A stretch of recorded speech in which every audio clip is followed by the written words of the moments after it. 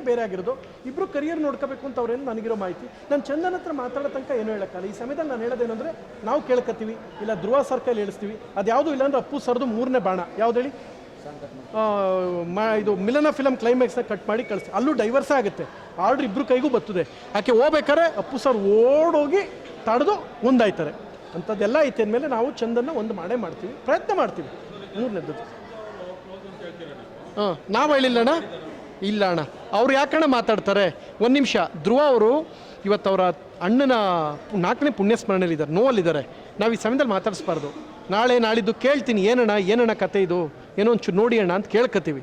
ಕೇಳಿದ್ರೆ ಧ್ರುವ ಅವರು ಇದಕ್ಕೆ ನಿಂತಾರೆ. ಧ್ರುವ ಅವ್ರದ್ದು ಹೆಂಗೆ ಗೊತ್ತಾ, ಬ್ರೋ ಅದೇನೋ ಮಾತಾಡೋಣ, ಕರೆಸಿ ಬ್ರೋ, ಅದೇನು ರೆಡಿ ಮಾಡಿ ಅವರು ಆ ಥರ. ಅವರು ನಿಮಗೆ ಗೊತ್ತಿಲ್ಲ, ತುಂಬ ಪ್ರಾಬ್ಲಮ್ಸ್ಗಳನ್ನ ಜಿಮ್ಮಲ್ಲಿ ಕೂತ್ಕೊಂಡು ಸೆಟ್ಲ್ಮೆಂಟ್ ಮಾಡಿಬಿಟ್ಟವ್ರೆ. ನಿಮ್ಗೆ ಇದು ಎಷ್ಟೋ ವಿಷಯ ಗೊತ್ತಿಲ್ಲ. ಜಿಮ್ಮಲ್ಲಿ ಕೂರಿಸ್ಕೊಂಡು ಅವನ ಕರೆಸಿ ಬ್ರೋ, ಇಲ್ಲಿ ಯಾರೋ ಹುಡುಗರ್ದಾವ್ ಕರೆಸಿ ಬ್ರೋ, ಇಬ್ಬರು ಕಡೆ ಮಾತಾಡೋಣ ಮಾತಾಡಿಸಿ ಸಾಲ್ವ್ ಮಾಡಿದ್ದಾರೆ ಧ್ರುವ ಅವರು. ನಮ್ಗೆ ಇಂಥ ವಿಚಾರದಲ್ಲಿ ಧ್ರುವ ಅವ್ರ ಮೇಲೆ ನಂಬಿಕೆ ಇದೆ. ಧ್ರುವ ಅವರು ನೋಡೋಣ ಏನು ಡಿಸೈಡ್ ಮಾಡ್ತಾರೆ ಅಂತ. ಸರ್, ನೀವು ಹೇಳಿದ್ರಿ ಅವರಿಬ್ಬರು ಕರಿಯರ್ಗೋಸ್ಕರ ಒಂದು ನಿರ್ಧಾರ ತಗೊಂಡಿರ್ತಾರೆ ಅಂತ. ಇದಕ್ಕಿಂತಲೂ ಮುಂಚೆ ಅವರಿಬ್ಬರು ಎಷ್ಟೋ ಜನಕ್ಕೆ ರೋಲ್ ಮಾಡಲ್ ಆಗಿರ್ತಾರೆ. ಇಬ್ಬರು ಕೂಡ ದೊಡ್ಡ ಸೆಲೆಬ್ರಿಟೀಸ್ ಆಗಿದ್ದರಿಂದ ಅವ್ರನ್ನೇ ಇನ್ಸ್ಪೈರ್ ಆಗಿ ಲವ್ ಮಾಡಬೇಕು. ನಿಮಗೆ ಒಂದು ಶಾಕಿಂಗ್ ನ್ಯೂಸ್ ಹೇಳ, ನನ್ನ ವೈಫ್ಗೂ ನನಗೂ ಒಂದು 5-6 ವರ್ಷ 7-8 ವರ್ಷ ಡಿಫ್ರೆನ್ಸ್ ಇರಬೇಕು. 6-7 ವರ್ಷ ಗೊತ್ತಿಲ್ಲ ನನಗೆ.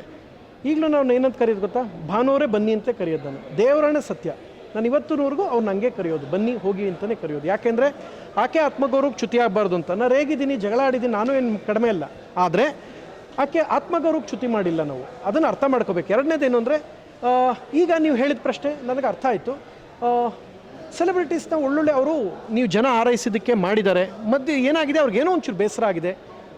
ಕೂತ್ಕೊಂಡು ಸಾಲ್ವ್ ಮಾಡೋದಾಗಿ ಇಬ್ಬರಿಗೂ ಆ ಮೆಚುರಿಟಿ ಇದೆ, ಕೂತ್ಕೊಂಡು ಮಾಡ್ತಾಯಿದ್ರು. ಏನೋ ದೊಡ್ಡದಾಗ ಆಗಿದೆ, ಯಾರೋ ಮಧ್ಯದಲ್ಲಿ ಕೈ ಆಡಿಸಿದ್ದಾರೆ ಅಂತ ನನ್ನ ನಂಬಿಕೆ. ಇಲ್ಲದೇ ಅಣ್ಣ ಹೋದ ವಾರದಿಂದ ಇಬ್ಬರು ರೀಲ್ಸ್ ಮಾಡೋರ್ತಾನೆ, ಈಗ ಹಿಂಗೆ ಆಗೈತೇನೆ ಯಾರು ಅಂತ ನಾನು ಯೋಚನೆ ಮಾಡ್ತಾ ಕೂತಿದ್ದೀನಿ. ನಂಗೆ ಗೊತ್ತಾಯ್ತಾ ಇಲ್ಲ. ಗೊತ್ತಾಗ್ಬಿಟ್ರೆ ನಾನು ಬಿಡಲ್ಲ, ನಾನು ಕೇಳ್ತೀನಿ. ನಾನು ಯಾರಿಗಣ್ಣ ಎದುರ್ಕತ್ತೀನಿ, 0ಇಂದ ಬಂದಿರೋದಣ್ಣ. ನಾಳೆ ಉಗಿದು ಓಡಿಸೋದು ನಾನು ಊರಲ್ಲೋ ಕುರಿ ಮೇಯಿಸ್ತೀನಿ. ನಾನು ಏನೂ ಕಳ್ಕೊಳ್ಳೋದಿಲ್ಲ ಅಣ್ಣ.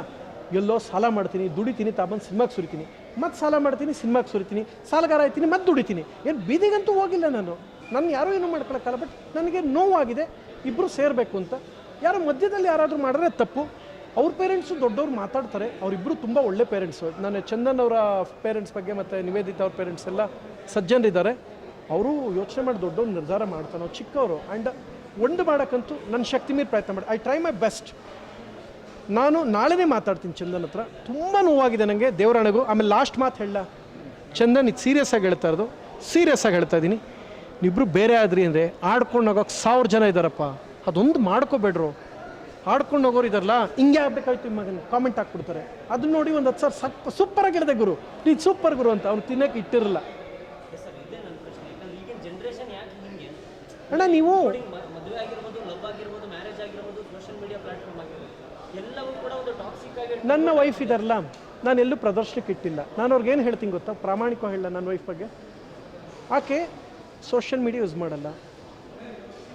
ನಾನು ಮಾಡೋ ತಪ್ಪು ಅಂತ ಹೇಳಲ್ಲ, ಯಾವುದ್ರ ಹಿಂದೆನೂ ಇಲ್ಲ, ಯಾವ ಗೊಂದಲಗಳ ಹಿಂದೆನೂ ಇಲ್ಲ. ನಗಬೇಕು, ಖುಷಿಯಾಗಿರಬೇಕು ಅಂದರೆ ಯಾವುದೋ ರೀಲ್ಸ್ ನೋಡ್ಕೊಂಡು ಅವ್ನು ನಗಲ್ಲ. ತನ್ನ ಸುತ್ತಮುತ್ತ ಇರೋದ್ರಲ್ಲಿ ಖುಷಿಯಾಗಿದ್ದಾರೆ. ಊರಲ್ಲಿ ಈಗಲೂ ಫೋನ್ ಮಾಡಿದ್ರೆ ಕುರಿ ಸೌಂಡ್ ಬರುತ್ತೆ, ಅವ್ರು ಮಾತಾಡ್ತಾರೆ. ಕುರಿ ಇದೆ, ಅವ್ರು ಕುರಿ ಮೇಯಿಸ್ಕೊಂಡವ್ರೆ, ದನ ಮೇಯಿಸ್ಕೊಂಡವ್ರೆ, ಡಿಗ್ರಿ ಮಾಡಿದಾರೆ, ಶೀಸ್ ಎ ಟಾಪರ್, ಒಳ್ಳೆ ಹುಡುಗಿ, ಓದಿದ್ದಾರೆ. ಅಣ್ಣ ನಾವು ಸಂತೋಷವಾಗಿರೋಕ್ಕೆ ಇಲ್ಲದ್ರೆ ಹಿಂದೆ ಹೋಗ್ತೀವಲ್ಲ, ಹಾಳು ಮಾಡ್ಕೊಳ್ತೀವಿ. ಅಣ್ಣ ನನಗಿರೋ ಕಾಂಟ್ಯಾಕ್ಟ್ ಎಷ್ಟು ಜನ ಅಂತಾರೆ ಗೊತ್ತಾ? ನನಗೆ ಎಷ್ಟು ಜನ ಬೈತಾರೆ, ನಿಮ್ಗೆ ಏನಾರು ಐಡಿಯಾ ಇದೆಯಾ? ನನಗೆ ಎಷ್ಟು ಜನ ಅಂತಾರೆ ಗೊತ್ತಾ? ಪ್ರಥಮ ನಿಮ್ಗೆ ಅಷ್ಟು ಪೊಲಿಟಿಕಲಿ ಕಾಂಟ್ಯಾಕ್ಟ್ ಇದೆ. ಸಿನಿಮಾ ಮುಹೂರ್ತ ಸಮಯದಲ್ಲಿ CM ಅವ್ರನ್ನ ಕರ್ಕೊಂಬರ್ತಿಲ್ಲ, ಒಂದು ಸೈಟು ಮನೆ ಮಾಡ್ಕೋಬಾರ್ದ ಅಂತ. ಒಂದೇ ಒಂದು ಸಲ ಪರ್ಸ್ನಲಿ ನಾನು ಏನೂ ಫೇವರ್ ಕೇಳೋಕ್ಕೆ ಹೋಗಿಲ್ಲ. ಬದುಕು ಸುಂದರವಾದದ್ದು, ಅದು ಬದುಕೋದಕ್ಕೆ ಎಷ್ಟು ಬೇಕು ಚೆನ್ನಾಗಿರೋದು ಬೇಕಣ್ಣ. ಹಾಳಾಗೋದಕ್ಕೆ ಒಂದು ದಿನ ನಾನು ತಪ್ಪುದಾರಿ ಹಿಡಿದು ಸ್ಮೋಕ್ ಮಾಡಿಲ್ಲ, ಡ್ರಿಂಕ್ ಮಾಡಿಲ್ಲ. ಅಂದರೆ ತಪ್ಪುದಾರಿಗಳು ಹೋಗೋಕ್ಕೆ ನನಗೆ 100 ಆಪ್ಷನ್ಸ್ ಇದೆ.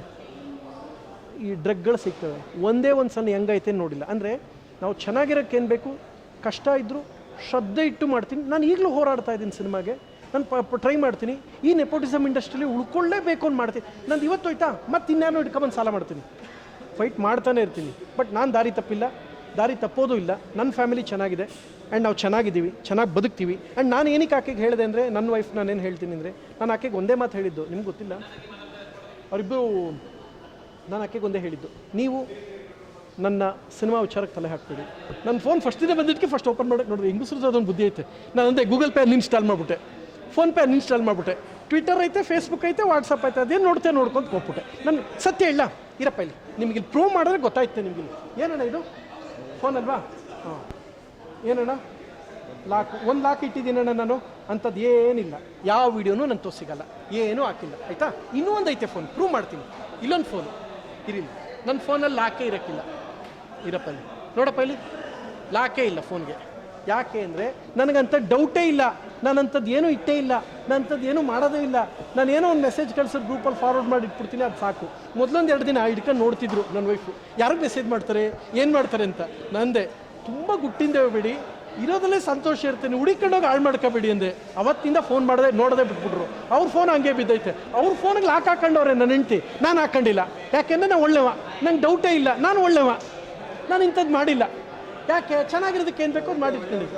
ಹಾಂ, ಆಮೇಲೆ ಹೇಳ್ದೆ ಹಿಂಗೆಲ್ಲ ಮಾಡಿದ್ರೆ ಚೆನ್ನಾಗಿರೋ ಕಾಲ ಅಂತ. ಆಮೇಲೆ 2 ಸಲ ಹೇಳ್ದೆ.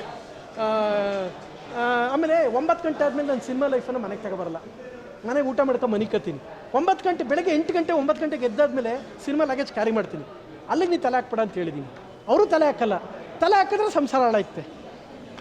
ಹೆಂಗಸ್ರಿಗೆ ಫುಲ್ ಫ್ರೀಡಮ್ ಕೊಟ್ಬಿಡ್ಬೇಕು. ಆಮೇಲೆ ಅವರು ಅಷ್ಟೇ, ಗಂಡಸ್ರನ್ನ ಜಾಸ್ತಿ ಡೌಟ್ ಪಟ್ಕೊಂಡು ಇದು ಮಾಡಿದ್ರೆ ನಾನು ಇದು ಹೇಳ್ತಾರೆ ಕನ್ನಡಿಗರಿಗಪ್ಪ, ನಾನು ಯಾವ ಸೆಲೆಬ್ರಿಟಿ ಉದ್ದೇಶ ಹೇಳ್ತಾಯಿಲ್ಲ, ನೀವು ಬದುಕೋಕ್ಕೆ ಚೆನ್ನಾಗಿರೋದು ನೋಡಿ. ಕಲಾವಿದ್ರದ್ದು 1 ನಿಮಿಷ ಯಾವುದೋ ಬಾಲಿವುಡ್ ನಟಿ ನೋಡ್ತಾರೆ, ಅವಳು ಹಾಕೊಳ್ಳೋ ಬಟ್ಟೆ ನಾನು ಹಾಕಬೇಕು ಅಂತ ಹೇಳ್ತಾರೆ. ಕೇಳಿಸ್ಕೊಳ್ಳಿ, ಬಾಲಿವುಡ್ ಹುಡುಗಿ ಬಟ್ಟೆ ನೋಡೋದು ನಾನು ಹಾಕಬೇಕು ಅಂತ ಓಡಾಡಿದಾಗ ಗಂಡಂಗೆ ಇದಾಯ್ತೆ. ನನ್ನ ಕನ್ನಡದ ಜನಗಳಿಗೆ ಹೇಳ್ತಾರೆ, ದೇವ್ರ ಸತ್ಯವಾಗ್ಲೂ ಜನಗಳಿಗೆ ಆಯಿತಾ. ನೀವು ಅದು ನೋಡ್ತೀರ, ಅವಳದು ಅವಳು ಅದೇನಾಯ್ತು ಅಂದರೆ ನಾನು ಆ ಥರ ಬಟ್ಟೆ ಹಾಕೊಂಡು ಕಾಣ್ತೀನಿ. ನಾವು ದೂರದ ಬೆಟ್ಟ ನೋಡೋಕೆ ಚೆನ್ನಾಗಿರ್ತದೆ, ಆ ಬೆಟ್ಟದಲ್ಲಿ ಸಂಸಾರ ಮಾಡೋಕ್ಕಾಗಲ್ಲ, ಮನೆ ಕಟ್ಟೋಕ್ಕಾಗಲ್ಲ. ಅಲ್ಲಿ ನಿಮಗೆ 100 ಗ್ರಾಮ್ ಇಟ್ಟಿಗೆನೂ 100 ಗ್ರಾಮು ಸಿಮೆಂಟು ಸಿಗಲ್ಲ. ಬದುಕು ಸುಂದರವಾದದ್ದು. ಹಂಗಿದ್ದಾಗ ನಮ್ಮ ವಸ್ತು ನಾವು ಜೋಪಾನ ಮಾಡ್ಕೊಂಡು ನಮ್ಮ ಜೊತೆ ಚೆನ್ನಾಗಿರಬೇಕು.